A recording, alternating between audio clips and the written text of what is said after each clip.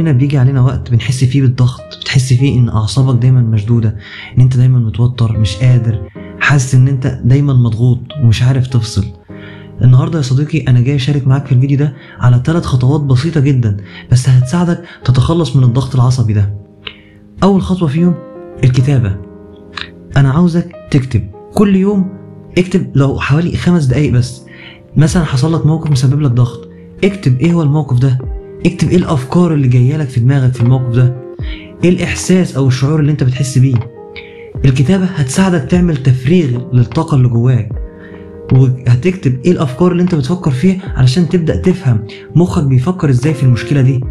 وليه تكتب انت حاسس بايه ساعتها؟ علشان تعرف انت شعورك ايه، علشان تبقى مدرك كل حاجة في نفسك في الموقف ده، بحيث تقدر تسيطر على نفسك وتقدر تسيطر على الموقف بعد كده.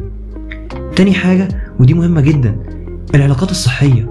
لازم يكون عندك في حياتك شخص او 2 انت بتحبهم جدا، يكونوا مقربين ليك، تقدر تلجأ لهم وقت ما تكون مضغوط تتكلم معاهم. الشخص ده ممكن يكون اخ، صديق، او حتى مرشد نفسي. فانت لو ما عندكش حد تحكي له او ما عندكش ثقة في حد، فانت تقدر تبعت لنا على صفحتنا وتبدأ تتكلم معانا واحنا نساعدك جدا في عملية التفريغ الانفعالي دي.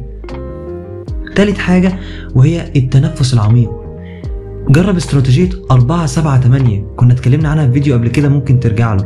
باختصار ان انت بتاخد نفس عميق على مدة 4 ثواني من مناخيرك طبعا، وتفضل كاتمه جواك على 7 ثواني، وتطلعه من شفايفك على 8 ثواني من شفايفك بس. وبرضه تقدر ترجع للفيديو هتلاقيه في الصفحة. فدول 3 خطوات بسيطة جدا بس تأثيرها عليك هيكون فعال جدا، انه يخليك تتخلص من الضغط العصبي اللي انت فيه. عاوزك تجربها لمدة اسبوع بس متواصل، وتعرفني في الكومنتس او تبعت لنا على الخاص ايه النتائج اللي انت وصلت ليها.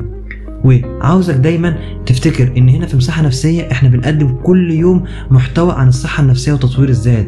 فلو انت حابب تطور من صحتك النفسية وتطور من شخصيتك فلازم تكون واحد مننا وتعمل لنا فولو. وتقدر برضو تبعت لنا على رسائل الصفحة اي مشكلة انت بتمر بيها او اي عنوان حاببنا نتكلم عنه. وافتكر ان دايما في مساحة نفسية بنقولك استمتع بوقتك يا صديقي.